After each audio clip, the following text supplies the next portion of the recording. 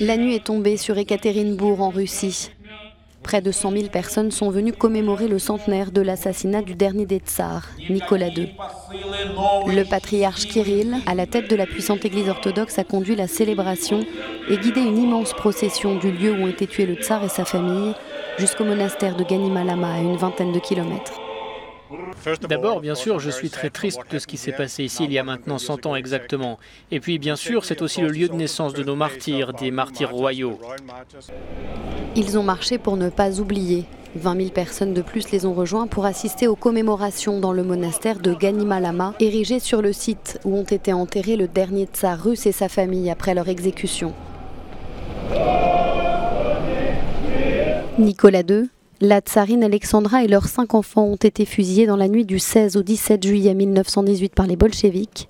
Un assassinat qui a mis fin à 300 ans de dynastie Romanov à la tête de l'Empire russe.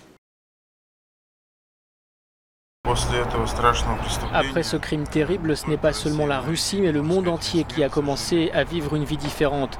En Russie, l'ère des persécutions cruelles au sein de l'Église a commencé, l'ère des guerres fratricides, de la souffrance de notre peuple et le début de ses malheurs, de ses problèmes, de ses souffrances. Ce crime épouvantable s'est déroulé ici.